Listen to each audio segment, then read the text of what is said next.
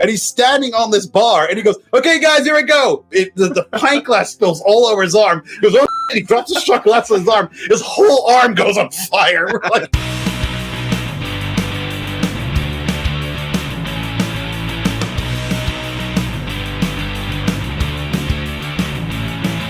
welcome back to The Disconnected, and I'm here with CFK, a world-renowned, we're just going to say food review channel. How we doing, everybody? food review channel. We're good. Yeah, we're pretty good. We're pretty good. We start up as food review channels, indeed. Yeah. Obviously, people that have watched this know who Arne Venema is because he's been on the channel before, but can you tell us what CFK was and morphed into and who the gentlemen with you are? Well, basically, CFK started off in a very bizarre way. I was shooting a documentary with a guy named Spencer Douglas, who couldn't be here, who's also a CFK member. We have many members, many associates. It's kind of like the Wu-Tang clan, almost in a weird way. So, I mean, that's the closest analogy I can give to it. And we were shooting a documentary for a singer in Hong Kong called Race Wong, who was part of a group called 2R. And that was like a girl group, and then they went their separate ways. And we were shooting a documentary about Race Wong. And then she gave us, me and Spencer, a very bizarre Kit Kat. Because in Hong Kong, they change Kit Kat flavors, every month, guys, I'd say? Yeah, like so like that. And basically, I was like, well, we should film this and put a review on YouTube. And the first review we ever did was on a webcam of a computer, kind of like this, and like an old school crappy computer. And we just did it like really quickly for fun, and we threw it up there. This is fucking nuts. This is really fucking weird. And then what happened was people started like responding to it. I was eating just weird little foods and stuff. And eventually one thing happened to the other. And Mike here had been in a bunch of Hong Kong movies, and we went to film school together, actually. So we met in film school because I had to do my graduation film, and our main lecturer was Godfrey Ho, the infamous like IFD ninja exploitation Garfield phone. Yeah, man of the hour. And we love him to bits, and fantastic filmmaker in his own right.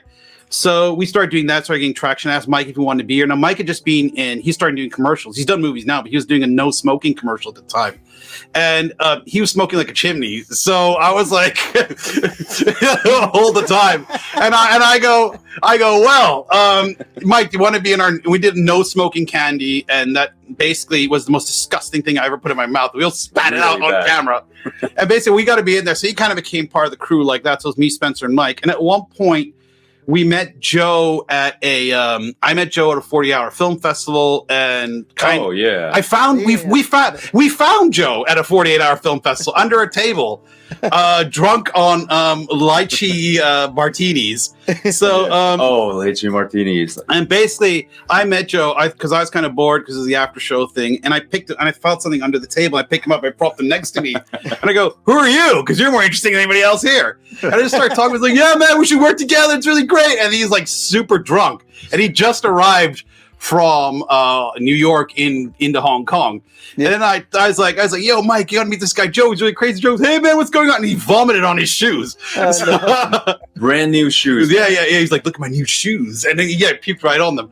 So before that, I was conscious enough to actually to point out the references. I noticed his references to Takeshi Miike films in his hour entry. Yeah. So I like that. I like that. The scene from Dead or Alive, and then we had tons of gore and stuff. So kind of what happened was he kind of became part of CFK because he started uploading very bizarre videos, like saying hello to us, but he wrapped like sweaters around his head, trying to look like a ninja. And then we were like, "I did response videos instead of reviews." Yeah. And then what happened is and then we had some other members join, and eventually what happened was we started shooting all these food review videos. Joe and I shot one hungover, and it got 1.5 million views and things like that. Frozen Coke. How's that? Wow, that's interesting. It tastes like Coke with ice in it. But because we were doing all that, we kind of we're kind of going on other parts of the industry. I mean, Joe and Mike have both acted in films in Hong Kong. We kind of had this really bizarre fast training because we're shooting with cameras and we shoot these food reviews really quickly, but we try and find ways to make them creative and everything else. And we shot all over Hong Kong, and that gave us two forms of training when it came to the Blu-ray stuff. One we shot fast. Like we edited fast. 2, we went everywhere in Hong Kong, not in the place, like we'll discuss later on. We basically went everywhere in Hong Kong. So later on, when it came to things like location videos and stuff, we were like, we know that place. Exactly. We've been there. So it was this bizarre training. Eventually, I went off and I became the head of media production for a website called PlayAsia. And I started a show there, and I needed help doing things. So Matt Blaze, who does all our graphics, I tried to get him on today, but he couldn't make it. He does all our special effects and graphics. If you saw like some stuff before, like he does insane stuff in 3D. He's an After Effects genius, and me and Matt. So well done. Yeah, Matt, and myself do all the post production for any of the videos, and he kind of joined as well. Because just started sending in videos as well, and I was like, well, Matt, I need an intro for these shows I'm producing for PlayAsia. And we were flying everywhere. We were going to Tokyo Game Show. We were going to like E3 Thailand and stuff. Thailand, yeah, everywhere. And basically, I started getting these two like to just randomly show up and stuff. Because when I need something done quick, who do I know? Oh, wait, I know these two guys. So that kind of was the bleed over to doing something more professional stuff. And eventually, I started shooting documentaries for things like South China Morning Post. He showed up in that. And one of our other members, Chris, was in that too. And then Joe was in like some random PlayAsia Harlem Shake video in his underwear. You remember that? I couldn't believe you were in your underwear. I turned around and go, yeah, where's something weird? I got this man. And I turned around, he's in his underwear standing on the table during Harlem Shake. I'm like, I had a fur coat, a wife beater, and like my tidy whitey like. That's it. Where's something where I turn around and he's wearing that. I'm like, oh my god, I work here. This is insane. You guys shot that one at PlayAsia, right? Yeah, well, that was at PlayAsia. Yeah. I was shooting. I was out of Hong Kong. That's why I didn't make it. And then we also started doing hip hop. So we did a bunch of hip hop videos for a guy named Neguz, who's a Colombian rapper. Those did pretty well. And the same weekend as we did that, we did the 48-hour film festival. And because Joe and I met at the first one, we're like, Joe's like, we're going to win the next one. We're great. And then we won everything at the next one. So Joe and the actors got best acting. I won best director, won best film, and eventually went to Miami and stuff. But so the logical conclusion of that was that we started doing more and more serious stuff. So now, when the Blu-ray stuff came along, I was like, well, I know who can help me with this stuff. Right. So it kind of was a weird evolution of that. And then so the CFK crew as a creative collective started doing things like that. And we've also done other things like we sent you CFK Radio as well, which is like, we basically did a shout out to anybody because a lot of us make music.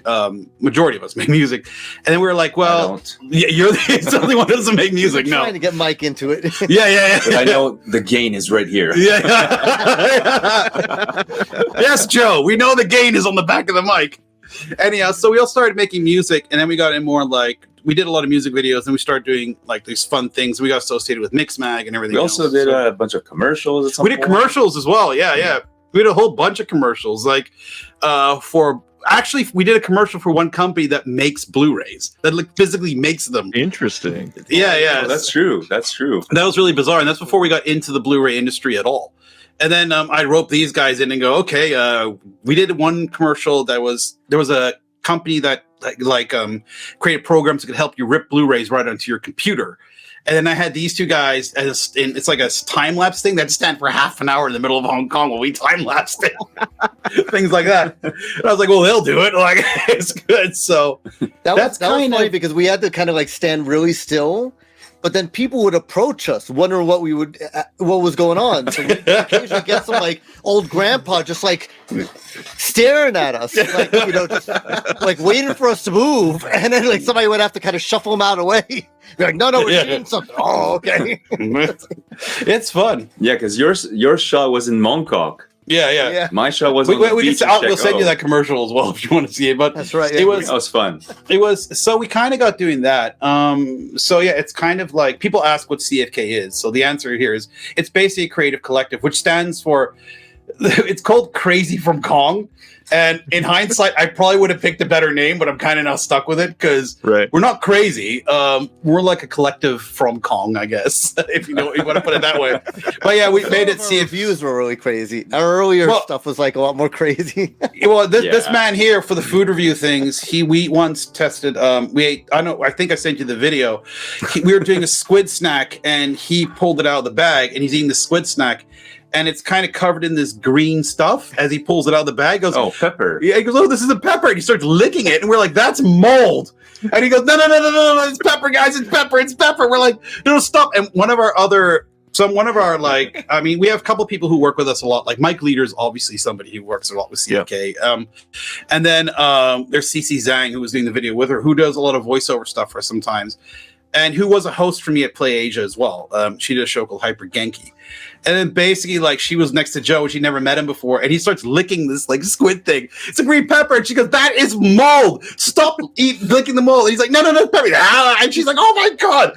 You told me this guy was wild, but you didn't tell me he's going to do anything like this. It's taking a while to chew. Yeah, it's chewy. Kind of stringy. It's dry. Really dry. I don't taste any apples or oranges in this. Do you? No, not really. I don't know if I like this. This one has like more stuff. Ew!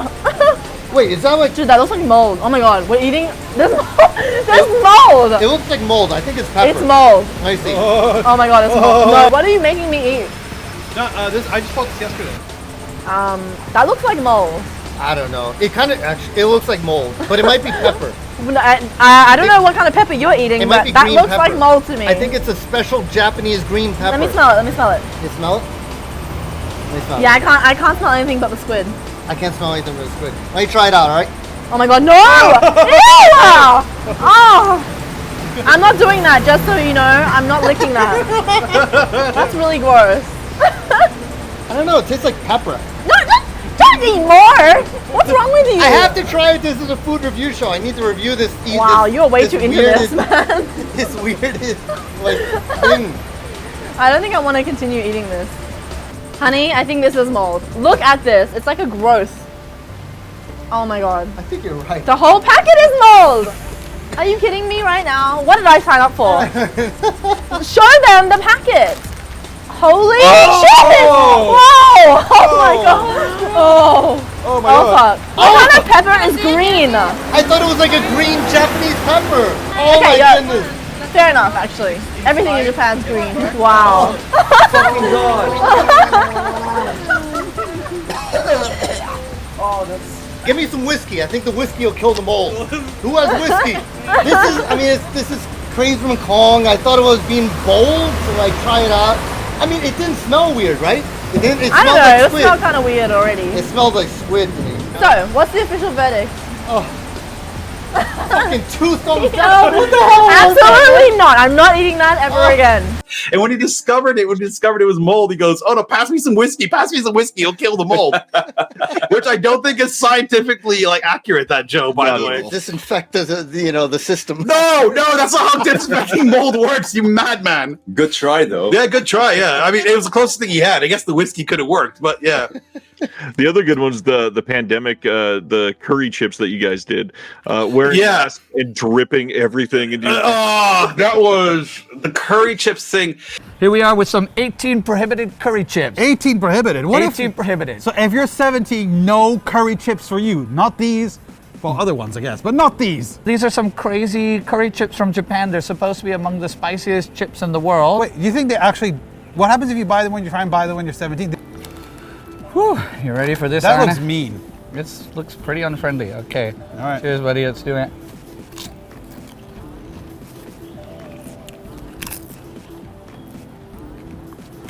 Keep going, man. Don't be scared.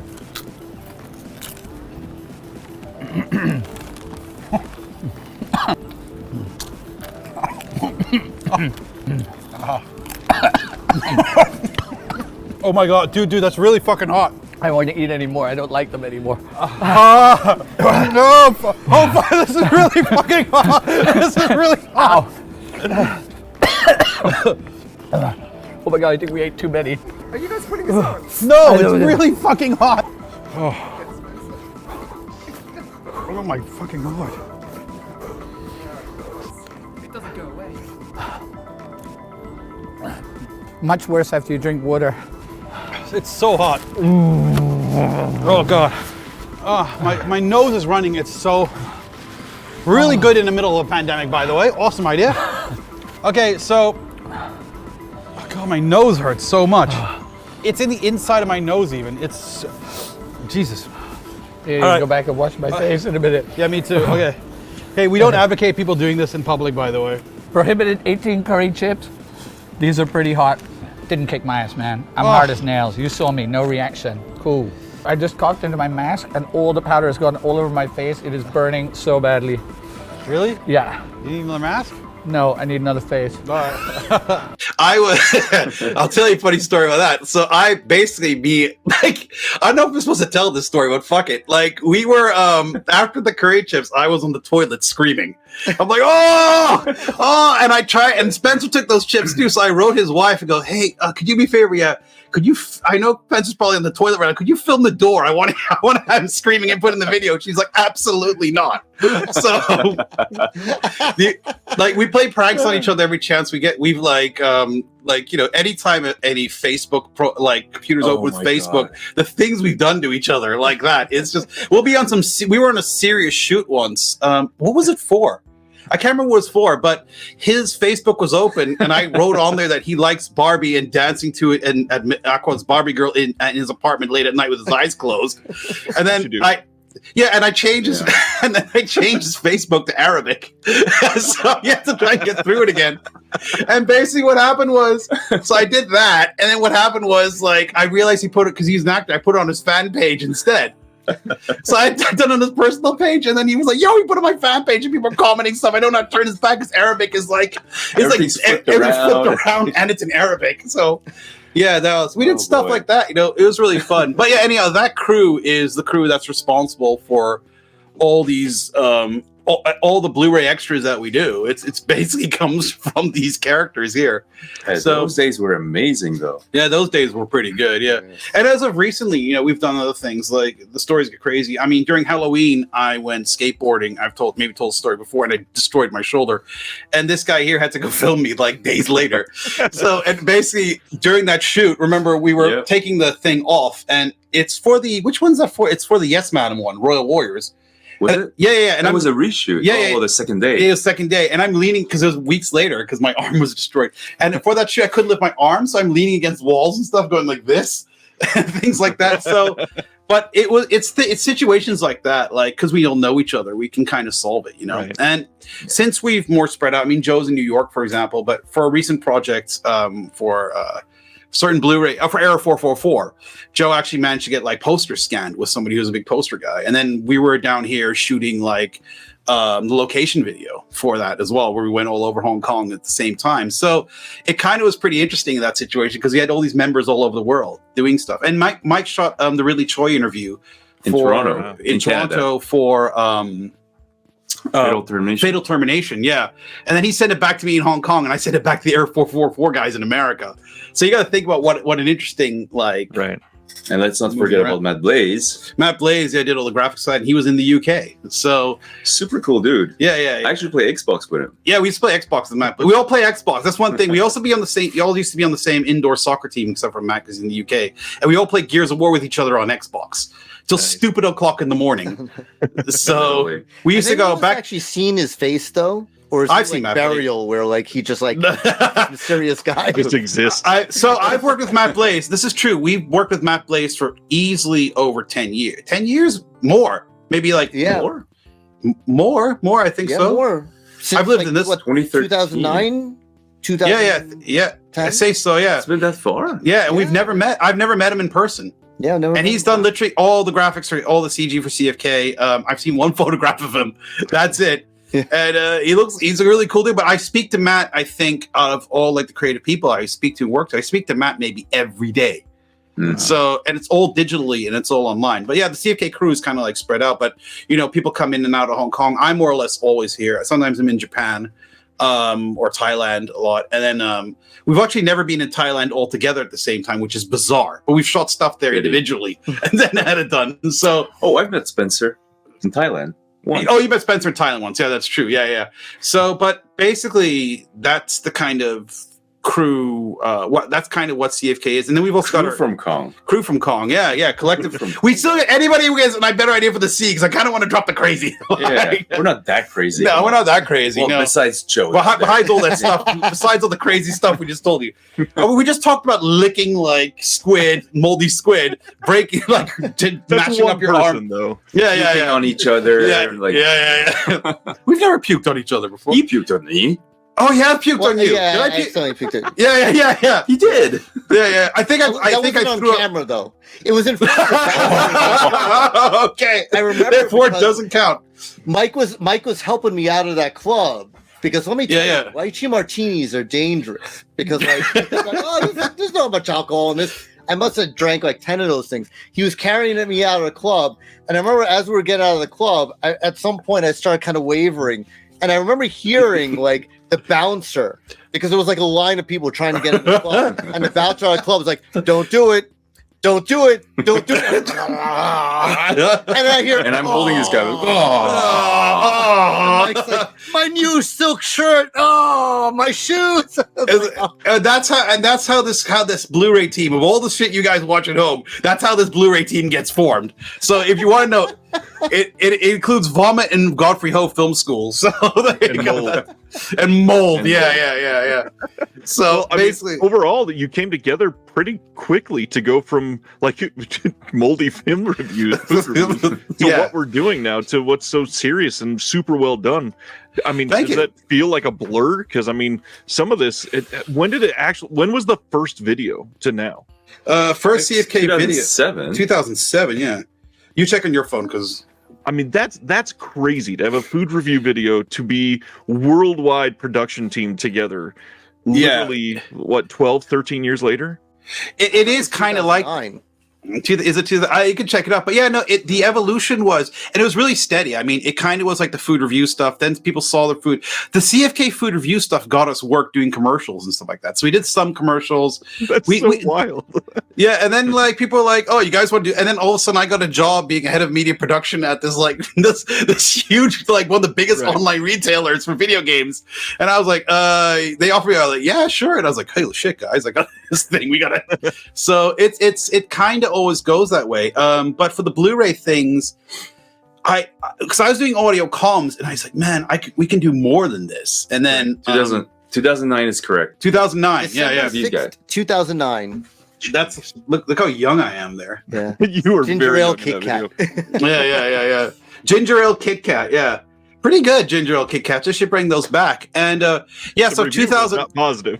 No, I don't remember really. Was it? I have no idea. But yeah, Ray Swan gave that to a Hong Kong celebrity. So in a weird way, she's responsible for this. So If you're watching this right now, go like the video. Yeah. Go like the video from all those years back. Yeah, I'll link it below. Yeah, that video spikes. But that's it. Yeah, so we started from this food review show. Then the commercials came. Then PlayAsia came. Then like small documentaries came for like South China Morning Post, also known as Goldthread, which I don't think exists anymore. And then we also shot a bunch of serious short films at some point. Oh, yeah. And for Mushroom. Yeah. And we did pretty well at the contest entries, and we were supposed to make a film all together. Like Joe and I wrote a feature film. Maybe I mentioned this before. Mike Leader will tell you about this. Joe and I wrote a feature film, which Mike Leader is going to be one of the producers on, and it was a really dark, like, but kind of like the kind of things that we like, the kind of way we all talk to one another. We have the same film love, so we love like horror and exploitation and genres, stuff, violence. Violence, blood. Blood. We kind of like all that stuff. How many times have you covered meat and blood? Basically, if you hang around with me long enough, I will cover you in blood at some point. Like that's basically a rule of thumb. I've covered him in blood a lot of times in film school, and I think we threw buckets of blood on him once as well. But basically, and then through all that, somebody approached us to do a feature film. And then right before COVID, we were like really gearing up to do it with some really cool actors from like Europe and the States and everything. And we were so close. Like the script was done, it was signed off. And then like, I think it was we're after playing soccer, someone goes, there's this thing coming, like it's in China, it's getting really bad. And we're like, oh, what could that be? Oh, some virus going, oh, well, hopefully that won't affect our movie. Lo and behold, we still haven't made it. Yeah. So, but there's been talk at Hong Kong Film Art about us getting together, because I think at some point, because Joe and I have read several scripts together as well. And I think at some point that would probably be a logical progression. So, and we've been thinking about doing feature-length documentaries, because we've done stuff for like Eureka now that is like 20 minutes long. Right. Like with Dub Masters was 20 minutes long and stuff. We're like, well, we're a fifth of the way there. So, and we've met so many people. So it's that, I think at some point that'll be another progression we'll go through. But yeah, it's weird. It started as a silly Kit Kat food review channel, 2 guys in my 1 studio room apartment. And now it's like, you know, doing Blu-rays and for America and Germany and the UK, and it's pretty cool. So pretty wild the way it went. So yeah, the PlayAsia thing, did that happen because of CFK, or were you seeking that out? Wow. No. So the PlayAsia thing happened because I can't remember why, but I was talking to them about something totally different, and they saw my YouTube channel and go, hey, this YouTube, because even though we were food reviews, we were shooting them like in HD and lighting them and everything else. Right. And we're doing all around Hong Kong to kind of show off Hong Kong, which again, if you think about like the fact that people ask us how we do like the location videos. That's kind of how we figured it out. Hong Kong pretty well. Yeah, we know Hong Kong. Well, it's not that big, but like you still have to find little nooks and crannies and shit. And it's actually fun doing research. Yeah, it's kind of like treasure hunting. But yeah, then they saw that. He goes, you want to do something here? Because we kind of want to launch a media company. I'm like, yeah, sure. And then I remember telling them we should do something on green screen and everything else. That's a brilliant idea. Great. I went home and I was like, how the hell do I do green screen stuff? But eventually it worked out. But Matt Blaze did all the intros for that, and these guys showed up. He showed up in an April Fool's video that we did, in which he claimed that people believed that we claimed that what did we claim, that Jeremy Renner wanted to make a Final Fight movie. My friend, Hong Kong superstar, well, our friend Mike Chan is playing Guy, and this is gonna be really, really cool. Now, to get straight to the source, we actually have an interview, so I'm gonna go interview on the streets, so check it out. Alright guys, right now I'm in Temple Street for the reason of being authentic, because here is the nitty-gritty streets of Hong Kong, and the topic is Final Fight. Now that being said, my friend standing next to me, Mike Chan, an up-and-coming action star in Hong Kong with 4 movies that he just wrapped. He's here to talk about a role of a lifetime. Now this is insane, so please, why don't you tell me about the story you told me the other day that made me scream like a little girl. Alright, well this all happened last Thursday, as you know. 9 in the morning, my agent calls me up. He's like, hey Mike, dude, I know you just finished like a couple movies, you're really tired, you asked for a break, but listen, you gotta do this. I'm like, okay, what's going on? Jeremy Renner. What? I'm like, what? Exactly. I was like, what are we talking about? Yeah. Final Fight, boy, you gotta do this, seriously. I'm like, are you for real? Wait up, conference call. I'm with the man himself. On the phone, he was like in LA, he was like just doing his stuff, right? He calls me up, he's like, hey dude, I've seen some stuff of yours, I like your style, I think you fit for a certain character for my upcoming project. Yeah. I'm like, okay, but give me a quick second, sir, give me a quick second. I look at myself, I'm wearing boxers, 9 a.m. in the morning, I just woke up, right? So I hurry up, put some pants on just to make it formal. And anyways, he knows about this right now. By now he knows, you know, so it's fine to talk about it. So you were like, hey Jeremy, remember when you called me to be on your movie? Actually that time I was talking to you, I was in my underwear, that's cool, I mean my boxer shorts. But so anyways, that being said, alright, so he called you, he picked you as an action star because you're not some candle pop dude who can't act or fight or whatever. You actually have talent. And that being said, because you have talent, you're cast as one of the main characters in the movie. Now that's what you told me. So who is it? What happened? Let the people know. Let the viewers of Play Select know. Come on. All right. Say it. Play Select. I will be playing Guy. There you have it. With me. On April Fool's with him. Because he was doing, he just did a film at that time. And people were like, oh, it must be true. And then we started getting all these emails going, oh, it's Jeremy Renner. And we also claimed that Justin Bieber is going to become the face of Wii U, which caused a lot of cancellation. And then they loved it, and then they got really pissed because they're like, "Yo, we're getting all these Wii U cancellations. People really think Justin Bieber's come to face of Wii U." We're like, "Okay, maybe that worked a little too well." Like, so they thought, "Oh, it's really funny," until they start getting all these Wii U cancellations. So yeah, but yeah, that happened like that. And while that was going on, we were doing short films and stuff like that, and then we were doing pretty well. Like we won some awards, and we did a music video for someone that won a bunch of awards as well, which they were both in. So yeah, and it bizarre. It just kept progressing. Like new stuff kept happening. You know what I'm saying? Right. It's like, oh, what do we do next? Oh, look at this. And I think now CFK, as much as we do Blu-ray stuff, we also do a lot of stuff in the music and audio realm, which people don't maybe realize. So we've got the radio. We have an actual radio show. We have CFK Radio, which is the music video thing, which we're going to do another one for, and Mike shot for that as well. Joe and me both do the voices for CFK Radio. And so there's like 2 cyberpunk hosts. That's our voices through vocoders, basically. I got a music video that was animated by Matt Blaze that I'm planning to drop pretty soon too. So there you go. Yeah. Oh, so cool. there's so much crossover between the crews. So the amount of content that CFK actually puts out is pretty bizarre. And the whole way that the location videos happened was because of CFK as well, completely. Because we uploaded a location video for fun on our YouTube channel, and I sent that to who did I send it to? I sent that to Eureka, I think. And they were like, "This is really cool. Could you do something like this for a police story?" And I'm like, "Yeah, sure." And then I was like, "Okay, we'll do it for Police Story." And then myself and Chris Giblin and Matt Blaze, we made that. And we burnt ourselves to a crisp making that video. So if you look at my skin, we digitally changed some of my skin a little bit because it was completely fucking red. Because the first place we went to, like, I just burnt to a crisp, and we were like, "Oh my god, we gotta change this." And Matt, like, I digitally did that, and then Matt did all the intro graphics and everything else, and all the zooming in stuff and everything. So that's because of the CFK thing too. So CFK is kind of like also a test center in weird ways. And the early CFK documentaries were done on the channel, and then YouTube. And then what happened was, I think Mixmag saw it, and they wanted to do the Jackie Chan documentary with us about the video game things, and Eureka saw that, and we made an alternate version for Eureka, and then they put that out, and since then we've been like producing stuff for other labels as well. So nice. It's so Police Story was the first one. That's crazy. Police Story was the first location video, yeah, and that was based off one that we did, which Joe worked on as well. That's based on one that we did because we did one with multiple locations, and it says, it's really funny. It says part 1 and part 2 is coming soon, and eventually we will do it. The problem is our YouTube channel started slowing down a bit because we're doing so much work for other people.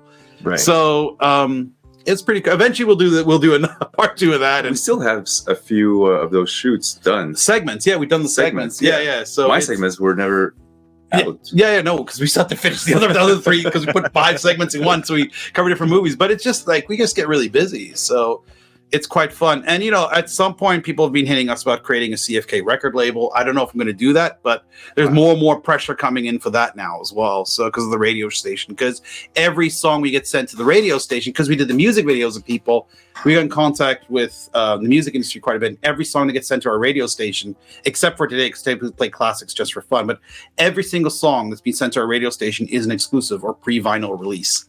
Wow. Mm-hmm.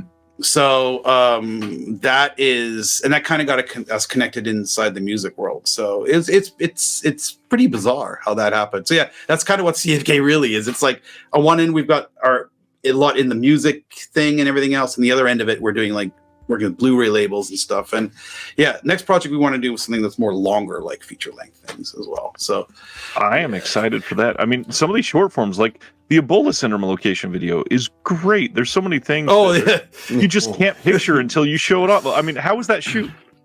Well, you can talk about that. Well, we were all over the place. Yeah. Literally. I just watched it for the first time tonight. Oh yeah, you sent me the link. Yeah. So he got the blue, because the Blu-rays were sent to you. Were sent to me, and then I gave you the Blu-ray, but you didn't have a Blu-ray player to watch it on because it's region B, because we're region A. So we haven't so the digital file sent over, and that one, it was really hot that day. Yeah. And then we were carrying a Steadicam thing with us as well. Like so a gimbal. It was heavy. Yeah, it was heavy. So we're taking turns carrying that and stuff. And shooting in the MTR was interesting. In the Metro was interesting because there's one shot in there. We're like, shoot it quick. And then this guy comes on and goes, we thought we were going to throw it. And I goes, what are you doing? we're shooting a thing about Ebola syndrome. I think he's kind of familiar with movies. Like, oh, cool. All right, just shoot it really quickly. I'll cover for you guys while you do it. All right, cool. We're like, okay. We shot pretty fast. That one we shot in one day. Yeah, we shot that one in one day. That's crazy. So that was pretty. But it's all around this. No, but that's mostly around Chim Sa Choi. Yeah, Kimberly Road, Knoxford Terrace. Yeah. You know, for the Run and Kill one, we shot all over Hong Kong. Yes, that is correct. That we shot at a military base. I'm still kind of like not sure we should have done it. There's a jungle next to it filled with snakes as well, which I think I say in the thing. We should have went. No. I mean, I was all for it. Like let's walk the extra mile, bro. Let's do it. It's like no. I was while we were filming that. I saw the most insane thing ever. I saw a lizard fight another lizard. The lizard that killed one lizard ate the other lizard. Started trying to eat the other lizard, and while they're eating that lizard being eaten, a bird came down and picked them both up and took them both away. I was like, we are leaving. Where was I? I was sitting there with Chris, and that we just saw that. You go, what? And you were setting up a cam. I'm like, holy shit! Like, we got to shoot this fast. This place is evil.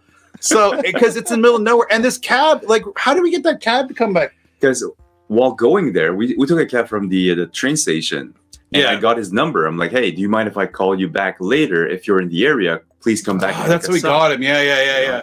So I say came back. Yeah, so he came back and picked us up. But for a while, we're like, I hope he comes back, man, because we are literally in the middle of nowhere. If he didn't come, how the hell we would have survived? We'd have died out there. I was going to call him. The suspicious call after that. Hey, we're up at the military base. Yeah. Can you come pick us up? He's like, oh. Exactly where you dropped us off. Like what's really funny about that is when we shot a chunk of that, the mask mandate was still going on in Hong Kong, and we were supposed to be wearing a mask, and I didn't wear it for some of the shots. Dude, super illegal. Yeah.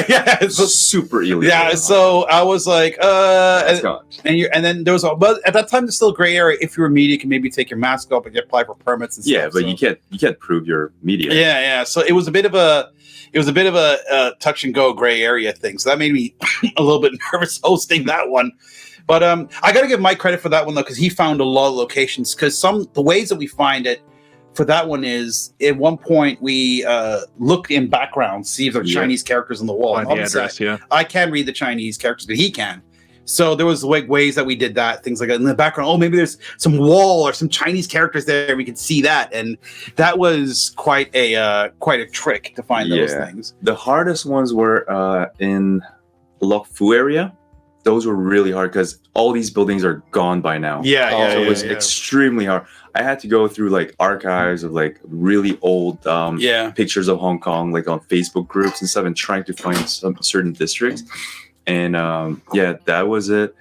But it was a lot of fun, and also great edit though. Oh, thank you. Yeah. Dude, the edit, super smooth. Yeah, the edits are fun to do. It's like we try and find ways to, because I think one of the things we always try and do is we go, okay, what's everybody doing, and how do we go like slightly to the left, but still not so far to the left. Like you don't want to look like a Salvador Dali painting by the time you're done. You know, you want to be a bit creative. So for that one, we're just thinking like, how can we do location videos? Because I've seen them before. Goes, this is it. This is B. I'm like, like like just have the two things next to each other and have like the VHS things in the background and like the specs. Like for Yes Madam, the opening shot.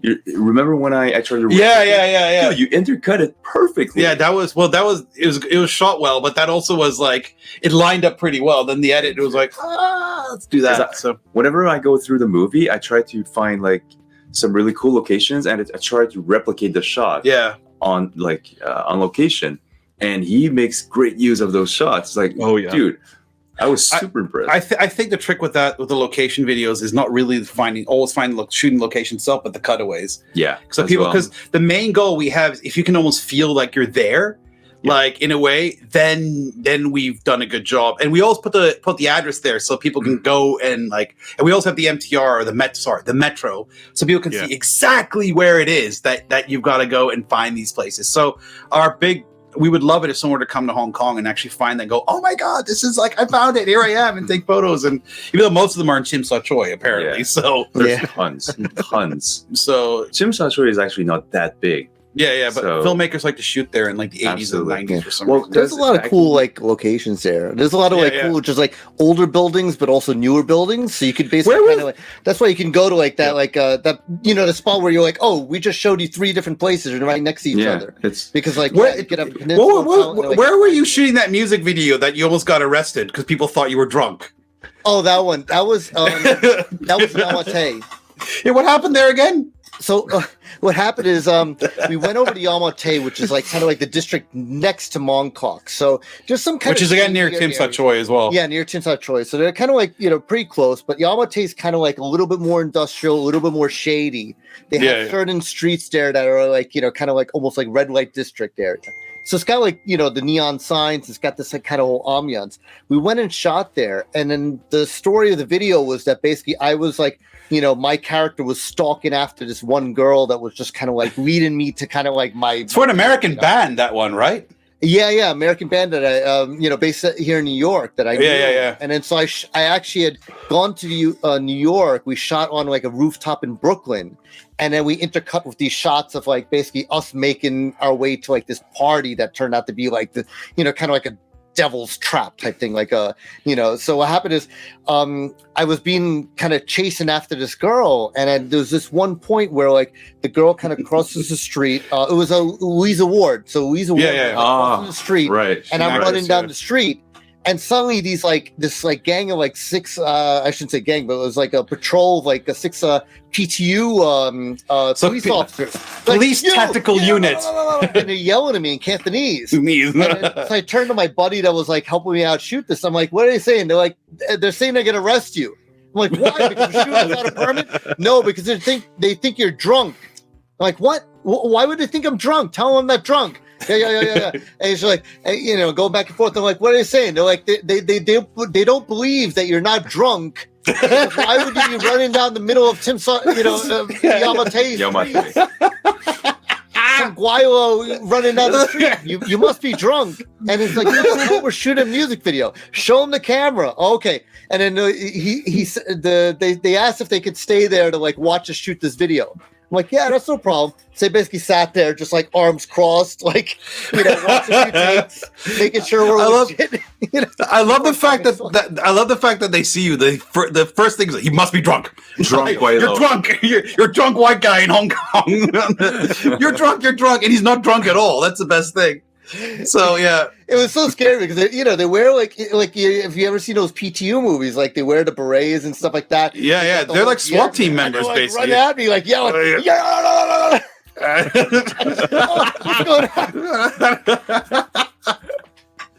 Oh my god, man! Oh boy! This man set himself on fire in a bar once. Oh yeah, I was there. Yeah. He was standing on top of a bar. We're doing this drink. So there's this bar in Hong Kong, and it was Mike's birthday. It was Mike's birthday. Yeah, Mike's birthday. You went all out and set yourself on fire as you do. Anyhow, but basically what happens, we're standing on this bar, and Joe had just arrived from New York, and we started hanging out with him. This is not too long after when we found him. We found him. Yeah, we found him under the table. That's not too long after this. So we're like, you got to hang out with us, and we discovered that.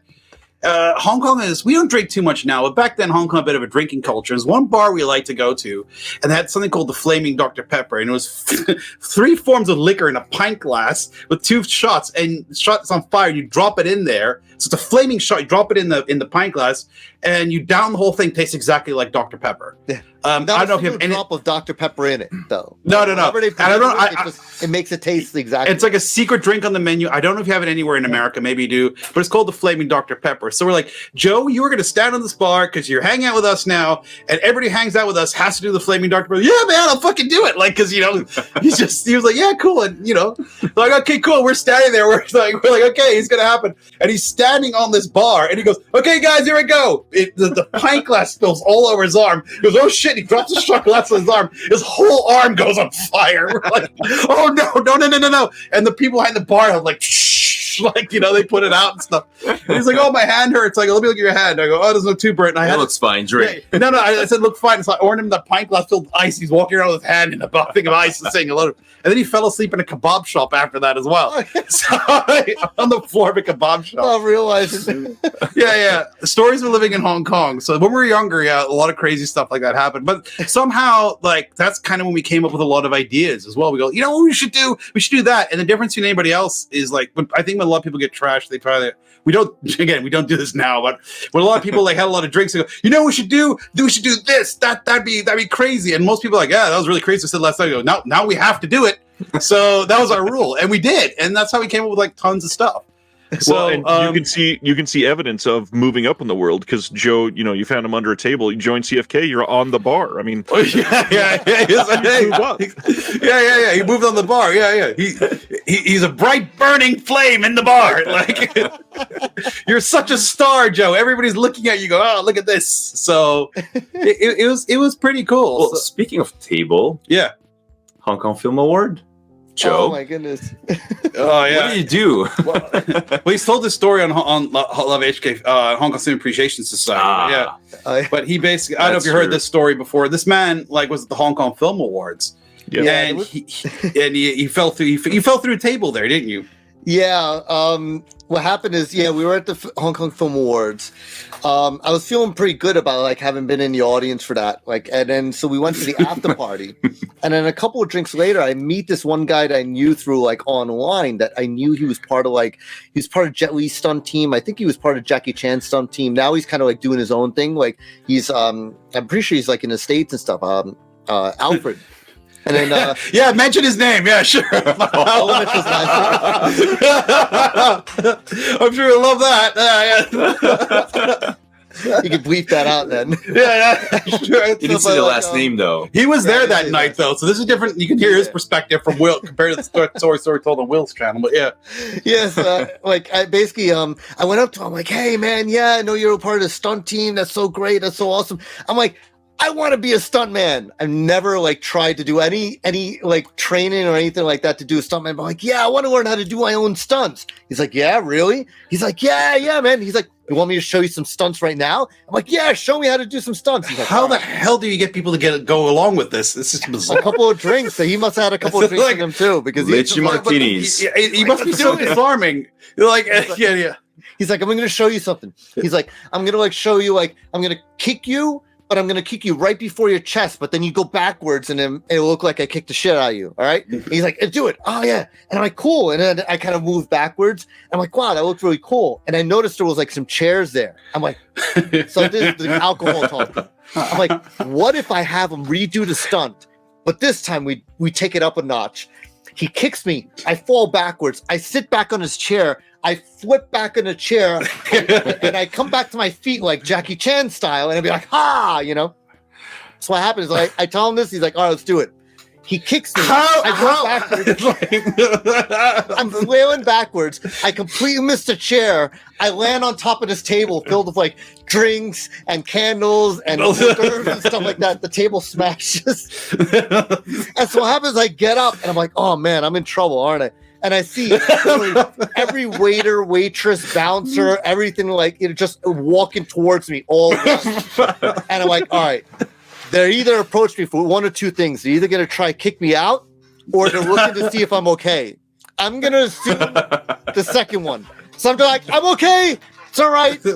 I tried to stunt. It didn't quite work out. I love the fact that you announced that to everybody. The thing is, I'm absolutely okay.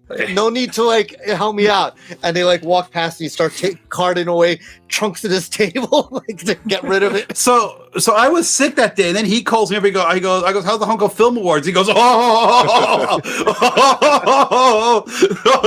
like, what happened? He tells me the story. I'm like, what? I'm like, whoa, what? He didn't believe me. I didn't believe you. And at that time, I bought my very first GoPro, yeah, and I had it with me, so I have a glimpse of that.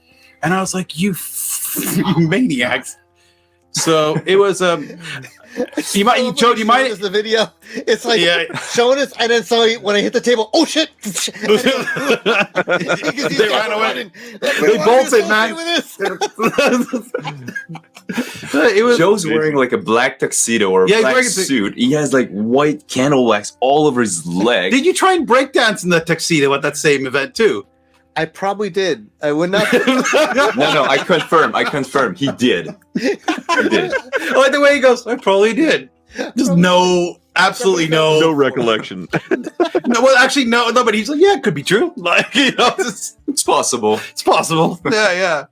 So it was fun. I mean, like spending time in Hong Kong, but all that built up toward and we got to meet a lot of people, and sometimes the way we get interviews and stuff was because of that period. Because we just were going around everywhere, meeting everybody and everything. I mean, and Joe and I met Mike Leader on a set of a short film that was absolutely bananas. It had a mental budget. Remember that? And you're supposed to play a thief? Yeah, I remember that. And then like basically, we went through it was basically kind of like the shady guy in a hood, and then they would just stick me into shots where like two people were talking, and I'd be in the background just taking stuff and putting it under my shirt. It was a huge set. It was someone built an actual comic book store, a huge one in Hong Kong, filled with actual comics as a set for a short film.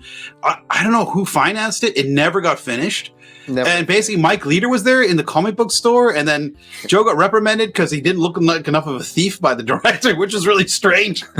Well, when you nick stuff, mate, you nick it like this. Remember that stuff? Yeah, I remember that. And I was just turning around, and he just kept yelling at you, and I was like, "This is really strange." And I remember there was this one centerpiece. We had a friend of ours that was doing they set up a pole, and then she was basically just doing pole dancing in the middle of this comic book store. It turned into this big party. And then so I was kind of by the stage. They're like, yeah, go by the stage. So you look shady. I'm like, all right, look shady. I'm dancing, stuff like that. And then so none of us actually saw it. But I bumped into that. I bumped into her. Gretchen. And and years later, and we were talking about it. I'm like, did you ever see any footage? She's like, yeah, I saw some of the footage and stuff. And she's like, yeah. She's like, how'd it look? She's like, yeah, I remember seeing you in the footage. I'm like, really? Yeah, you were by this page, and the way you were moving, it looked like you were jerking off to me.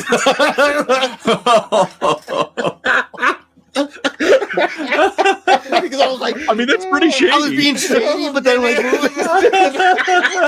he's like, it looked like you were jerking off while I was dancing. It was the most disturbing thing. Oh my God! That's not what I was trying to do. I was trying to look like a thief. Wow. And that's some weird thieves, huh? yeah, I know. Joe, you're a strange man. But that's basically but that's the day that we all met Mike Leader. That's the day that I met Mike Leader proper. And you weren't there for that one, were you? Nope. I think Spencer was there. Spencer was there as well. Yeah, so me and Spencer met Mike Leader proper, and Joe met Mike Leader a bit better later on in Film Art, I believe. Yeah. I heard about that one.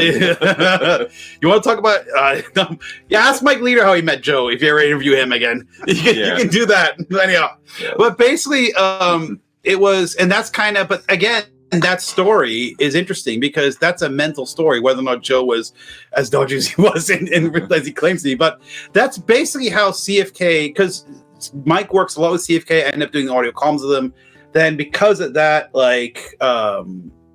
because of all that, now we do the Blu-ray extras and stuff. So it's all interconnected in a very bizarre way.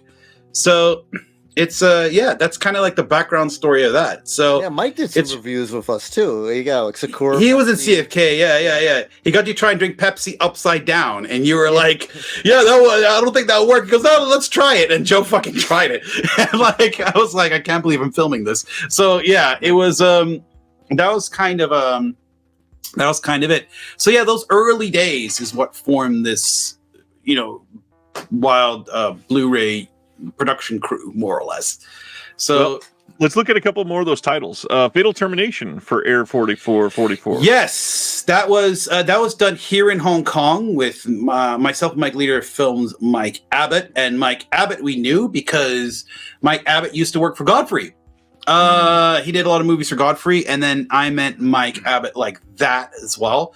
And then I think Mike Leader knew Mike Abbott a bit, but it was mostly through Godfrey. And then Mike shot, again, the Ridley Choi interview in Canada, sent it to me here in Hong Kong, and I edited that and sent it back to Error 444. So 44. And Mike Leader helped get a hold of Ridley as well, because Mike Leader knew Ridley from back in the day, because obviously Mike is like, I guess we're like, if you look at the generations of people that were here, like in terms of like their kind of, Mike Leader was like one generation ahead of us, which is quite interesting. And he kind of knows everybody in Hong Kong, but he kind of, when it comes to Mike and us as well, he has so many cool contacts, and he could tell us like, oh, you should do this and this and that and that and that, and he works with us on things again as well. But yeah, he put us in touch with Ridley. Mike went over from Montreal to Toronto, filmed them, Montreal, Toronto? Yeah, filmed them, and then sent the footage to me, and also the scans of some of his photographs as well. I had to scan like everything. He gave me all his archives. Yeah.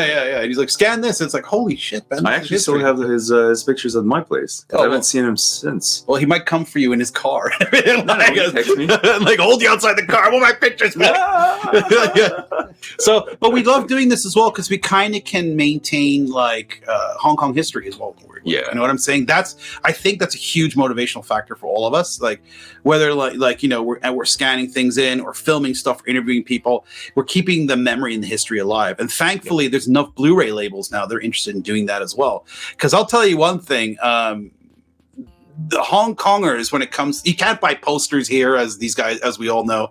And when it comes to archiving stuff, the Hong Kong Film Archive is actually not very good. And thankfully, all the Blu-ray labels are paying to get these like negatives and scan them and clean them up. I mean, Error 444, I know for a fact, did an amazing job with fixing up Running Kill. Oh yeah. So it's and there's a company in Germany called TVP. Like, there's a movie called Man from Holland, which very few people have seen. Mike and I did an audio commentary for that. They literally got the negative, and it was in such bad shape they had to go out and get different prints, and put those all together and everything else, and they made a new one. The guy called Mirko did that extraordinary job. So yeah, it's really cool. So yeah, Fatal Termination, that was a fun project because it literally, we're shooting in so many different places.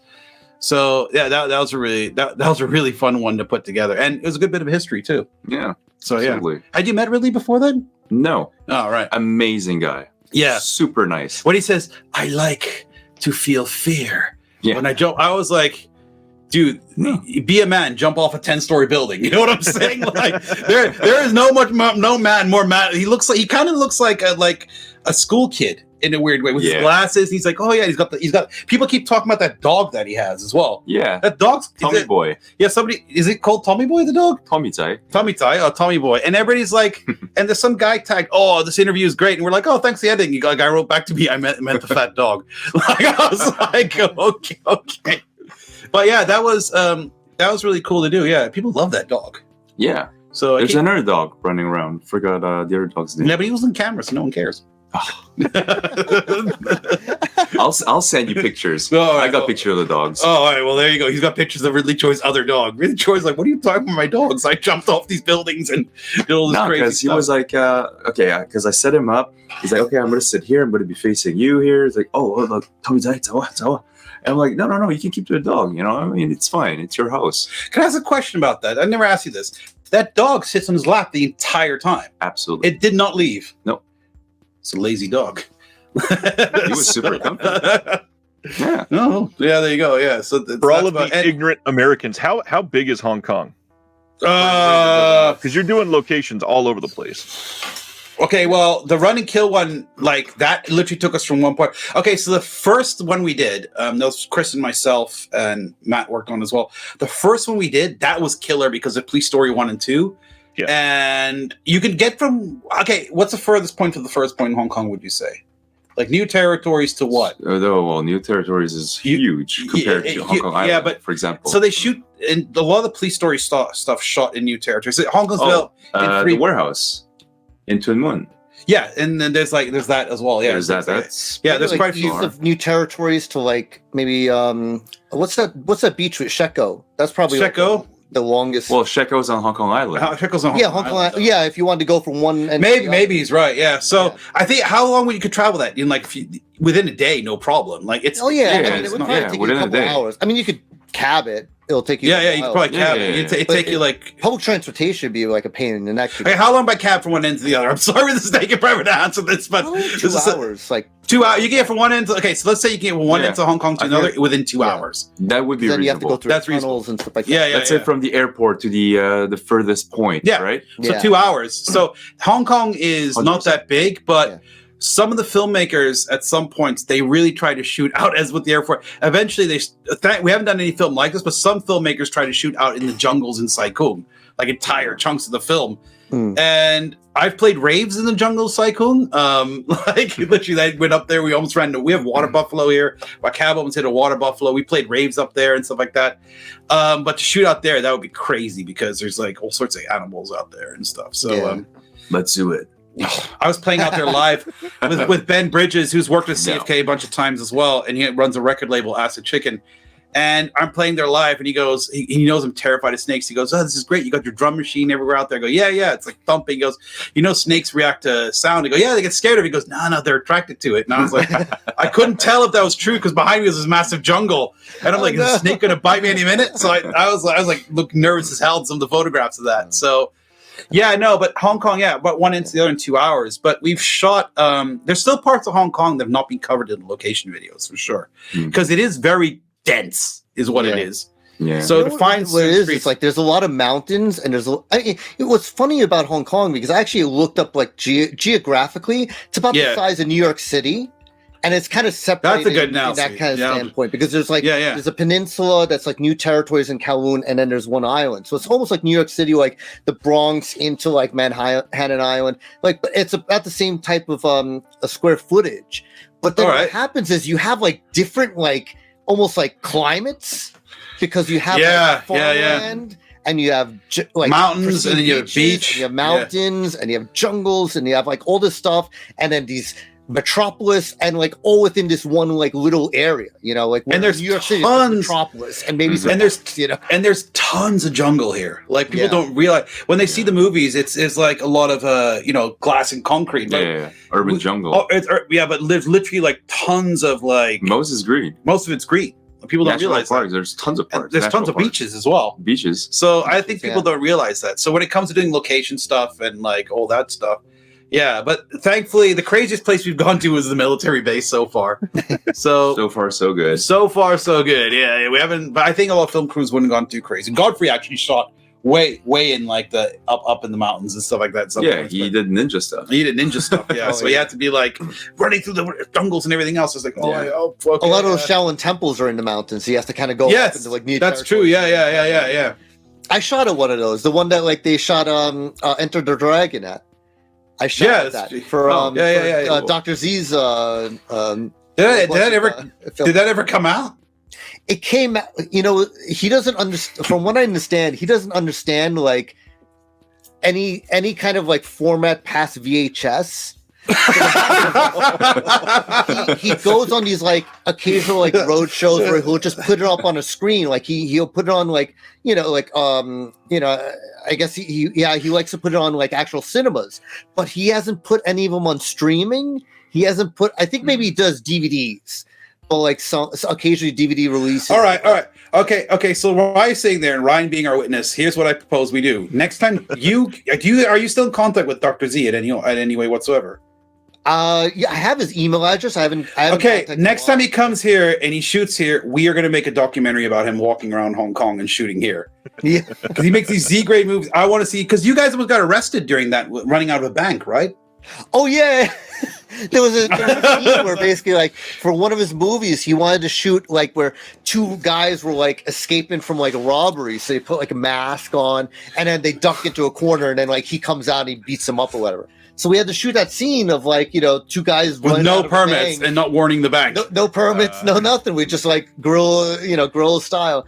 And then so it happens we went to the middle of Central, right around like Exchange Square, and then like had these two guys run out of HSBC with like bags and masks on, and then running through. Like, oh, this way, go! And, oh, over there, and then run through. And then, so we look at the footage, and how is this a good idea? He's like, oh, that was good. Can we do another shot? And then the two actors, like, they run back and like, we got to get the hell out of here. As we run through, everybody was like, oh my God, there's a robbery. Call the cops. They're like, it's only a matter of time before they're here. All right, we just got to do that one. We got to live with that one shot. That we jumped in the van and just got the hell out of there. Well, if Dr. Z listens to this at all, man, I want to make a documentary about you. I really do. Next time you come to Hong Kong, we'll follow you around. Everything. That's an open offer right there. Like, that is extraordinary, that. That's so. wild. Oh, it's pretty wild. Yeah, the Stop Hit 2, I think it was. Yeah, that. Yeah. That, and you also did like a Monkey King one. We basically shot both of them like back to back, and I haven't seen either of them because they haven't come out on streaming. I don't know. Like, I haven't been able to go to the screenings when he actually doesn't understand any format past VHS. So. It's amazing analogy. You know what? Actually, Harry DeYoung told me he once randomly saw on like. He was just watching like some San Francisco what do you call it, those public access TV channels? Yeah. And it was just like, he just was flipping the channel. He got to the public access TV, and then suddenly he saw one of Dr. Z's movies like on there, just like randomly, like 2 a.m. How does that work in America? You have to pay to put stuff on there? I think what you do is like you actually. I mean, I guess it depends from place to place, but the general idea is that like anyone can petition to go on there. You just have to kind of sign a slot saying like, all right, I have a show idea or I have a thing idea, and here's how it would be like, good for like such and such, because it's on a county basis. I don't think it's like it's not a national basis. Each county has like their own thing. So like, let's say me, like Westchester County, if I want to go in Westchester County public access, I could probably sign up and say, oh, I want to show this movie, and this is why. All right, yeah. And then you sign up for those slots, and then I think some people actually like do like a regular slot. So like, all right, cool. Well, Dr. Z put his bank robbery movie on there, which almost got you arrested. I missed it. Yeah. Well, yeah, that's that. How about Mr. Vampire? We haven't talked about that one at all. The Mr. Vampire one was really fun to do. There's another guy who works with us a lot, an associate called Alfred Chan. Not related to him. People think he's Mike Chan's brother. People go, it's so great that you let Mike Chan's brother do stuff with CFK. I go, no, that's not his brother. Alfred's really interesting because Alfred used to work for a company called Imaji. He's actually a very highly specialized digital lighter. So he worked on Astro Boy. He worked on one of the Ninja Turtle films and everything else. And he was like, hey, let's do some stuff together. I'm like, yeah, cool, man. So we basically, for that, we went all around Hong Kong and we interviewed people that were inspired by like the Mr. Vampire series. And then we end up calling up like friends of ours in the music industry, like rappers that we know. We go, oh, I know you're associated with a certain clothing brand. We talked to them, which was Raw Motion, and basically, put us in touch with that. And then the toys. Yeah. That's Foon Wong, who's a really good friend of mine. We have a toy up there that me and him designed together. Like right around there, Digi-Dude. We did that together, and he's like, yeah, I'll put you in touch with those guys. And then the hardest thing for that was we did the effigy stores as well, where they burn like, you can burn anything like cars, iPhones, COVID tests you can burn for the afterlife, which was completely insane. And then basically, and they were like, yeah, it's pretty insane. And they had a Ghostbusters thing on the wall too, which is really bizarre. Nice. Anyhow, like I was like, what? I saw that picture. And then I reached out to Mike because Mike actually was in a hopping vampire film. There's like a modern version of one called Sifu versus Vampire, which still isn't out on Blu-ray. Yeah. So I'm trying to figure out what. Yeah, and he plays the vampire in that. So I was like, well, could you talk about playing a vampire in that? He's like, yeah, sure. And so I shot my own interview. He shot his own interview, yeah. I was like, can't fight it. He's like, you can't fight it. Let's shoot your own interview. Oh, yeah, I can do that. So, like, he just shot his own interview. It was pretty entertaining. So when he's answering questions, he's like, well, yeah, he's talking to himself. Talking to himself, basically, on camera.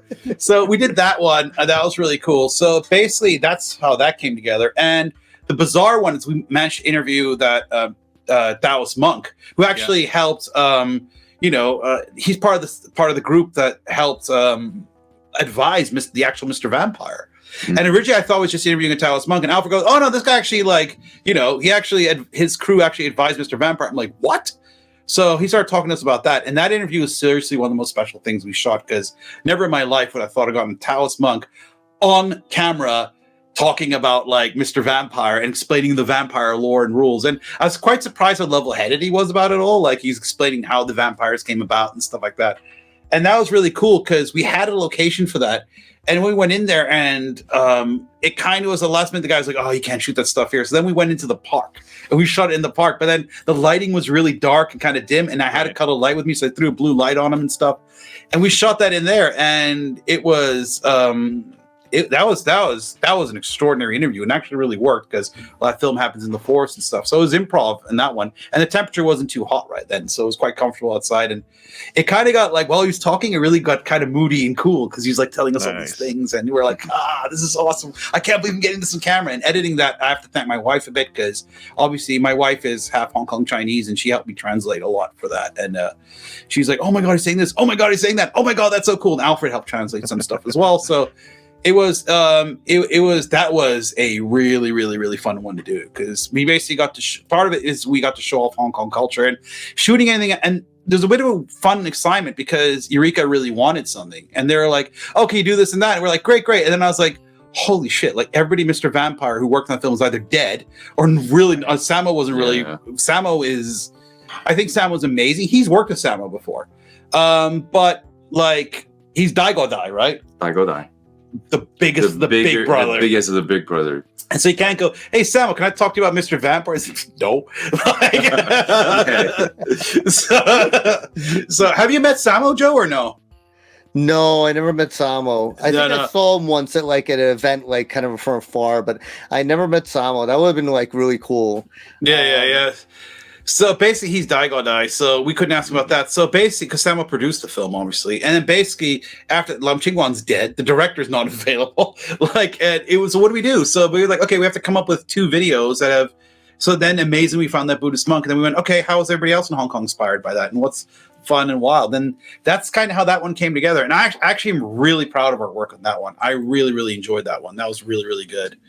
So it was fun to do. It was really fun to do. It's a fun release. I'm glad it's out there. That's yeah. I think a lot of people are happy with.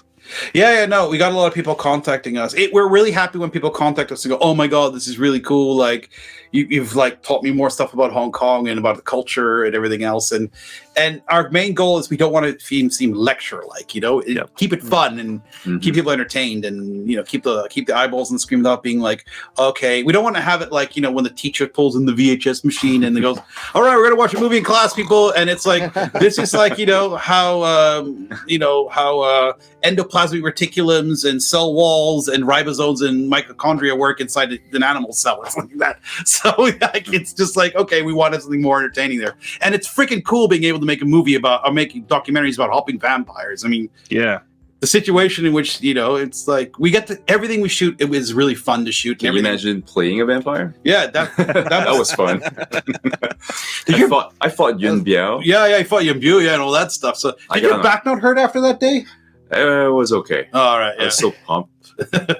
You're a pretty badass vampire. You're like ripping people apart and stuff. I did. Yeah, actually, a lot of it's not on screen, right? It was pretty violent originally. It's super violent. Yeah, super violent. So if you tell me that the scene was originally like way crazier, and then they actually toned it down. Yeah, they toned it down a little.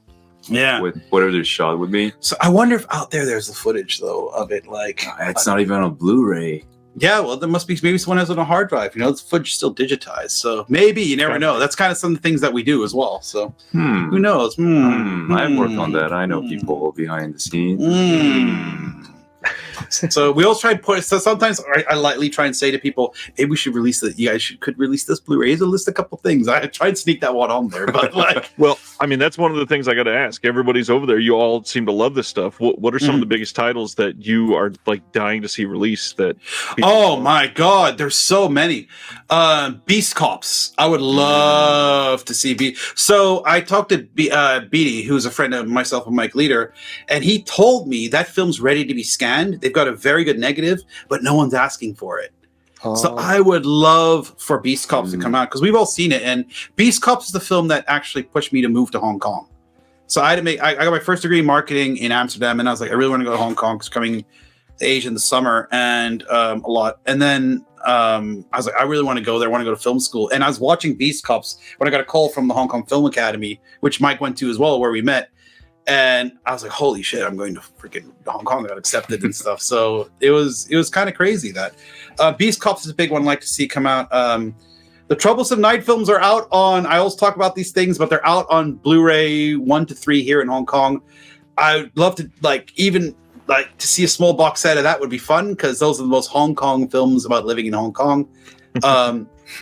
Sifu versus Vampires, what Mike wants to see. I wouldn't mind having that in my collection. We could do some really cool extras for that, because it would be really easy. Yep. We have some pretty inside track into that. With Philip, we know as well, so he was in that.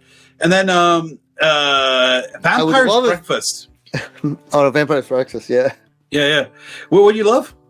I was gonna say I'd love for there to be enough demand for there to be a Lovestock Blu-ray release.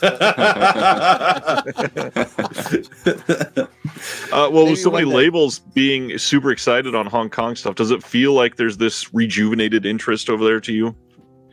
Yeah, well, it's a two-part answer. I don't know how you feel, but for me, I think there is a rejuvenated interest, and now it's the most interesting point, because even though we did the special features for Police Story and all that stuff, I think the Sammo Hung films and Jackie Chan films are like imagine you've got a cake and that's like a little icing on top. Mm-hmm. Or now we're starting to get under that freaking icing, and there's some good stuff there, man. I mean, they put out I know Vinegar Syndrome put out Biozombie. I would have loved to have worked on that, because we had tons of archive stuff we could have done for that. Some of it's online. We shot a location video for that we put on our YouTube for free. Channel. That these guys are both involved with, and it's on our YouTube channel. And we had so much more we could have done for that, but unfortunately, that didn't happen. Then there's we're starting to get to some Category 3 stuff, which we are all fans of. So, but there's so much good stuff out there. Unfortunately, some Hong Kong films will never come. We talked about this on our YouTube channels. It will never come to the UK or America, because they straight up lifted tons of music like illegally and just put it on the Blu-ray. And go, there you freaking go. And I'm like, 9413. 9413 is a big one. But that's a cool film, and it's a really crazy down and dirty police film. And we still haven't, I think, totally seen the Hong Kong films that are really grungy and really show Hong Kong. We haven't seen very many dirty Hong Kong films. We've seen a few. I think Ebola Syndrome kind of shows it. You know what I'm saying?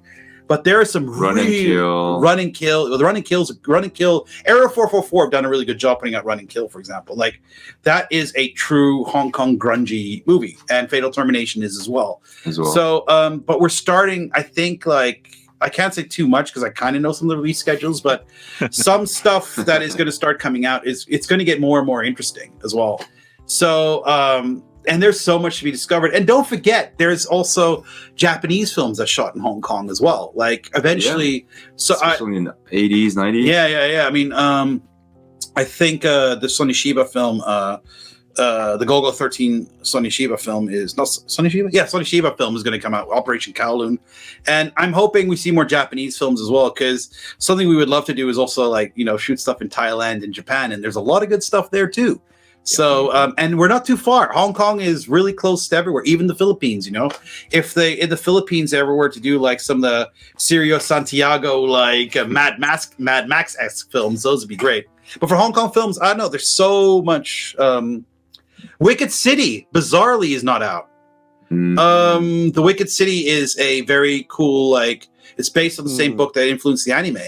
And it looks extraordinary, and there is an HD print of it available. They've scanned it and everything else, and no Blu-ray labels put it out yet, which is quite stunning. And we know a lot of people, and Yuen Wu Ping's in that as an actor, and the dub is one of my favorite dubs ever, because it's an English dub, and whoever dubbed that film spoke English but had a severe blow to the head or something like that, because you have weird lines like, hey man, do you like boxing? The guy's answer is no, I like girls. It's yeah, you're sort of answering the question, but that's not there's weird dubs in that movie. It's super, super bizarre. So Wicked City would be a great one to come out, and I hope that dub retains on. I have the VHS. I think there is a Blu-ray of it, but it's one of those just no extras, no nothing. It's in Hong Kong. In Hong Kong, there's a Blu-ray of it. Yeah, there's a Blu-ray. And the good thing about that people don't realize is sometimes Blu-rays come out in Hong Kong, but what's happened is a lot of Blu-rays that come out in Hong Kong, they've done a white balance to them. So if you've got blue lighting like we have back here, we look the shit. Look at that. If you've got blue lighting back there, if you've got blue lighting, they white balance that stuff in the movies. And some of these things where Wicked City especially was like made to look very, very, very blue because they were inspired by the anime, which has a noir blue look. And they kind of white balanced it out and washed and like made it look really plain in the Hong Kong release. So the reason to get the Eureka release, if they do it or anybody else does it, so far I know no one's doing it, is they do a better job at color correcting that in a more authentic way. So, and hopefully they could get the cinematographers involved with that. So yeah, that would be a great one. I would like to see one of the labels put out. That is a huge one. And we'd love to do extras for that because we know quite a few people that are kind of involved in it. So the film had multiple cinematographers and multiple lighting people because it was lit in such an extreme way too. So yeah, pretty fun. I don't know, anything else you can think of that's like? Oh, you've covered it all. I mean, yeah. There's in Hong Kong, a lot of movies are also available on Blu-ray, but they pirated it. Yeah. So no extras. Yeah, no extras. Or even the official releases. Sometimes they'll just take like whatever they use for the DVD and then just it's really bizarre. Yeah, no, it's really bizarre. They don't put it much. Oh, You Shoot, I Shoot. Oh yes, of course. You Shoot, I Shoot. That's definitely one that would work. We started looking into locations, but yeah. You Shoot, I Shoot is a very cool Hong Kong film about two filmmakers who are down on their luck, and then they get paid to kill people and film it. But it's a comedy. It's like black humor, yeah. Black humor comedy. That was like the first film by like who's the guy? Pango Chung. Yeah, that was his first film, right? Yeah. I think, yeah. Yeah. Pango Chung once said, if you want to get your film a really good rating, you go very early to the rating office because everybody's half asleep, and you pressure them for the rating really quickly, and they'll just go whatever 2B, even though it's a category 3, and that's why his films have these really low ratings, even though they're completely fucked up. So, because he's really good at that stuff. So, really clever guy. He also wrote Full-Time Killer, which also doesn't have a release in the West. Mm-hmm. So I wouldn't mind that. And there's tons of Johnny To films like that don't have releases in the West. Mm-hmm. So The Mission, I think, doesn't have one. And classic. Yeah. And what's the sequel to The Mission again? Exiled. Exiled doesn't have one either. So the list maybe France, I think maybe Exiled is out, but the list is there's interesting stuff. The number one film though, I would like to see a Hong Kong Blu-ray of, or a Blu-ray of in the West, and I don't know if it'll ever happen because the film might be too crazy to handle, is Underground Banker. Underground Banker? Yeah. Oh, I think I remember you mentioned it. So Underground Banker is a movie that is so insane. I reckon if an American studio did it, they would like go to jail. Like this is how crazy it is. Okay, so this is how crazy it is. This is a movie about because you know that there's a movie called Dr. Lam. And Dr. Lam is based on a real life Hong Kong serial killer. I don't remember the name of the Dr. Lam serial killer. Do you remember? No. Anyhow, he's a doctor. He doesn't. Anyhow, is a real life serial killer. So, and then there's the Untold Story, which is also based on a real life serial killer. These are two notorious Category 3 films. I believe Dr. Lam and Untold Story are both out in America. Yes. Wong Jing, who is Hong Kong's maddest #1 industry upon himself, like he's a nutcase, and he's made so many films, and he just doesn't care. Sometimes he does some really fun, wacky movies as well. I just did an audio commentary for 2 of them, for 2 Stephen Chow films. Anyhow, but basically Wong Jing went, real life serial killer A, based on true story. Real life serial killer 2, based on true story. I'm going to take both these real life serial killers and put them in a fictional world and make them neighbors. And I'm going to have, so basically imagine, name an American serial killer. Let's say Ted Bundy and another American serial killer, quickly. BTK. Okay, great. So imagine a movie. Imagine in America going, I've got a movie. I'm going to put this out, Ryan, and let's put this out. So I want to put a movie out that has BTK living next to Ted Bundy, and BTK's family is all fun and happy and everything else. But one day BTK's family's wife, the wife of BTK, goes out and she makes a bet, and she loses the bet, and the loan sharks come after her, or the underground bankers come after her, and she can't pay the bet back, so they turn her into a hooker. And then after that, but she doesn't tell BTK about that yet. So then what happens is they burn down her house, and they kill the mom, and they also burn BTK's son so badly that he's only got a claw for a hand now. He's in the hospital trying to play Game Boy with his claw hand. And then what happens? He's really sad. He goes home hugging at revenge, and he turns up and he knocks at Ted Bundy's door. He goes, "Hey, Ted Bundy, let's get revenge and start killing all the gangsters." And Ted Bundy goes, "Sure, let's go do that." And they go out and they murder gangsters together. BTK and Ted Bundy together. Basically, that is the equivalent of what Underground Banker is. It is like, it's so insane when you realize what's going on. Like, there's scenes like Dr. Land slicing people with knives, and then Anthony Wong. Anthony Wong plays his character from an Untold Story, basically. And he gets a cleaver and he goes "Chas you," and he starts hacking people up, and it's like, I can't believe this movie exists, but it is the craziest Category 3 film ever made. It's maybe the craziest Hong Kong film ever made, and it's by Wong Jing. It's shot competently, but you're watching it going, how did this ever make it to screen? And it's never been I think there's a Laserdisc and a VCD. I don't think I've ever seen a DVD of it, but I know I'm pretty sure it's somewhere in the vaults and could be teleseen. But it's a dark comedy as well. That's the other thing about it. It sounds dark. I literally already have it downloading since you brought it up. But you gotta imagine that. Imagine the gaunt to do that. Imagine going and Wong Jing's like, "Hey, it's awesome." But yeah, it's this film that celebrates everything. Like Ebola Syndrome, in my opinion, is a comedy that like just takes all the Category 3 genres and pushes it to 1,000. I mean, obviously they did Untold Stories, a Category 3 film, Taxi Hunter, not Category 3 2B, but the fact, and then that was kind of making fun of the genre almost, and Underground Banker times that by like 1 million. It's just like, hey, let's take real life serial killers and put them in our movie and have them be best buds and make them really sympathetic people, and they kill the gangsters. And the final scene of that film, just when you think any crazy, I'm not going to spoil it for anybody who sees it, the final scene of that film is like, what is happening? So my wife was watching it with me, and she was like, "What is this movie?" And then she's like, and she was like, because she used to be watching horror films and crazy stuff, and very rarely she sit down and go, "I'm going to watch this with you because I cannot believe this is real, and I've got to see what's happening next because this is like as mad as it gets." So yeah, Underground Banker would be great. I don't know who have the guts to put that one out, but it's pretty fucking crazy. So yeah, that's something I would love to see. So wow. Yeah, Underground Banker. CFK has done seemingly everything. What's the next phase? Anything coming up that's exciting? Well, we've got a lot of Blu-rays we're obviously working on. There's one release I would love to talk about, but I can't say it right now. I'll tell you after we stop recording. There's some stuff. And look, I think the next step, honestly, for us would be on the music side, maybe we'll get involved in like helping other people like put out music and stuff like that at some point. We just got to figure out how to do it. But we still got to consider that because so many of us make music, and there's some people who send us music. So that's on the music side. Radio show will keep going. In terms of production, I think. Oh wait, we didn't talk about Synthasia at all. Oh, Synthasia, yeah. Well, that's basically we made a synthesizer. So basically, Synthasia is about we just went around Asia and interviewed people. It was mainly Matt Blaze and myself on that one. And basically, since I'm so deep in the synthesizer scene and the music scene.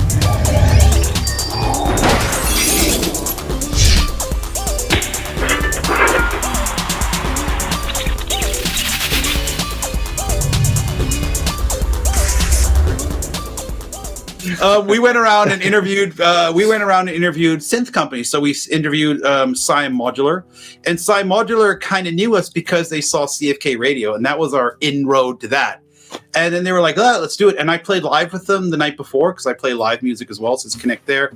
And then eventually we what was I going to say? I just shot a documentary with those guys, and then while shooting with them, they go, "Oh, this dude over here, by the way, is the first synthesizer company in Bangkok because the first one in Thailand in Chiang Mai." So we interviewed him too, and now we're about to. Nice. We just interviewed a Hong Kong synthesizer company who make synthesizers as well, and that's like another part of something we do. We did that with Mixmag as well. So it's and we kind of want to push that further as well into something different now as well. So it's all going on. But yeah, in terms of CFK, I think it's obvious at some point we're going to do more feature-length documentaries and stuff like that as well. And we have concepts we've been working on for a while. Neon Grindhouse being one of them. And that's basically everything you see in the documentaries that are on the Blu-rays times 100, like wild editing and hundreds of scanned photos that we have. And that's more getting everybody on board because it really follows Hong Kong exploitation cinema. So Ghosts, Category 3, everybody. And we've racked up some really cool interviews for that. But it's going to take us a little longer to finish. And then we've got some other documentaries we're thinking about doing, but it's just going back and forth, seeing which one we want to do. And so, yeah, I think feature-length documentaries, and hopefully we get back to doing Noriko one day, because we were really close to doing that. He actually was going to play 2 characters in that, or 3 characters in that. Yeah, and we were super close, and Joe was supposed to be in it as well, and we were going to shoot a whole chunk of that in the Philippines, actually, as a horror film, because we had Pedro Lopez is going to help us out with that as well, who's done Maria, which we did really well on Netflix, and Mike Leader's on board for that, and literally a lot of connections we have would be involved with that, and it was really cool. So at the last Hong Kong Film Mart, we talked about doing it again, so it's that'd be in the future. But yeah, we love doing documentaries, and we love doing stuff like this, and we love working at the Blu-ray labels, because a big part of what we're doing, I think, is keeping Hong Kong culture alive. Yeah. So yeah, and we like to have fun. You know, yeah. Everything we do is something we like, we love. Yeah. So and it's figuring out a way to, like, you know, and we figure out ways to somehow. Stuff happens sometimes, so we just have that. And we've also been secretly working on some other stuff. Like, that's, if you look at our Instagrams, there's one thing we've been working on. With that secret project. Yes, the secret project thing. The secret project. Oh yeah. Yeah, which we're all involved with as well. So, and that goes again into another medium that we're all into. I mean, we're big gamers, so you can guess kind of what that could be. So there you go, secret project. Well, if you look at it closely enough, you know what it is. Like, so yeah, but that's a really fun one. So yeah, in terms of what CFK is doing, I mean, we definitely want to keep doing the Blu-ray stuff. We want to do more documentaries and other things, and we're kind of jumping into other mediums and music's aside. Yeah, we're doing more stuff as well. And the next CFK radio, that's definitely going to be like a big one, the music video type thing, because I think we got 230 songs for that, so we're kind of going through. So it's kind of like, wow, it's like, okay, we got a lot of submissions because it got onto a lot of like the music sites and stuff, and we started shooting music videos for that already. But because we get so much work from other things, like it's like, okay, it's, you know, it's a bit of a jungle, like a thing moving stuff around, and so yeah, but it's cool. It's really fun to do. So yeah, as a creative collective who get to do stuff like all over the planet, and because we're also like in different continents, it's quite exciting. It's really fun to do. That's awesome. Yeah. So yeah, it's pretty good. Also shout out to Johnny Brown, who's my co-host of the radio station, and stuff with us as well sometimes. So yeah, pretty cool. Have you guys done anything with Vinegar Syndrome or OCN yet at all? I would love to. So I've done an audio commentary with Vinegar Syndrome.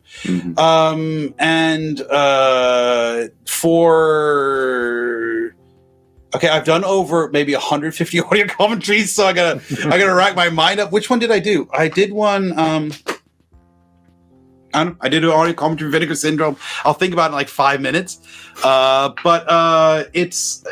did that, and we would have loved, because we loved their project that we thought was really cool. We all talked to each other about was when they took the what was that film? They took a film and they got found the 35mm print and had no audio on it, and what was that again? New York Ninja. Like we would have loved to have helped out with something like that. You find something else, call us, because we can literally do music. We can edit the damn thing. We can color grade it. We can do voiceovers, effects. We can shoot extra footage for it. We can do it all, man. Like, let us know. But stuff like that. But we would love to do documentaries for Vinegar Syndrome. Unfortunately, the contact we had there left, and it kind of was like, you know, but if anybody from Vinegar Syndrome wants to talk to us, we'd gladly do stuff with that. So that'd be an absolute joy. So yeah, it's one of the few labels we haven't, because we've done stuff for a lot of the labels, but we love what they do and we admire everything they're doing, and it's one of the labels we'd love to get in touch with. So yeah, well, there's a bunch of partner labels that do a lot of Asian titles. Yes. Yeah. So it's, I mean, that'd be great. So I think we might be working with one or two of them. Because there's a bunch of labels we're working for right now that we, like, I'd say about 3 or 4 labels we're working with haven't been announced yet. So, but Vinegar Syndrome isn't one of them. So yeah, Vinegar Syndrome is out there. Hey, what's up, man? How you doing, man? Vinegar Syndrome. I like that name too. We love vinegar. We put vinegar in our food all the time. So it's really fucking good. Hong Kong, we eat plenty of vinegar. This is the reason we should work together. So anything I didn't ask you guys about that you'd love to share? I don't know, Joe, what's something you'd love to share? Love to share? Yeah. So I mean, been working on some new music. Just I need to get a little better of like actually release it. But yeah, that music video for Tech Fantasy that Matt Blake animated. Cool. I've been kind of sitting on it for a little while, and then I think it's about time I'm gonna like release it and put it out there. So hopefully you'll like it.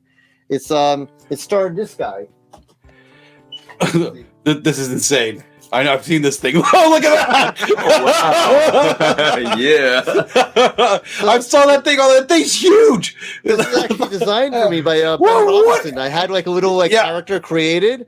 He's like he does like all these props and stuff that like so yeah, if you ever need like kind of like these like kind of physical hands-on robotic type props and stuff like that. Ben Robinson's the man to go to. Yeah. But he built this thing for me, and then I sent over the pictures and then kind of the idea to Matt Blaze, and he animated. So he's gonna have this guy dancing in the video, Blender and stuff. Well, that's pretty cool. Cool. I like how you pulled out this giant thing. I could have guessed like 3,000 things that he was going to pull over. Yeah. No. You never know what to expect. Been dying to show that thing off more, I love the fact that he randomly announced that he pulls out this giant thing. He's like, "Oh, I got this thing right here." Hey, look at this guy. I did like prototype T-shirts, like prototype merch. I had like I had bought a lot of felt during like COVID, so like my kids could kind of. Whoa. Oh, okay. Wait. Why would you buy? You bought felt for your kids to play with? Yeah, for my kids to kind of like design and put together into stuff. And right. Once kind of they started going back to school, I had like so much like felt. I'm like, what am I going to do with this? I'm like, wait, maybe I can like make T-shirts. So I made this little felt like robot, onto a T-shirt. I wear it sometimes. Sound very nice. You're very proud of it. Yeah, that's amazing.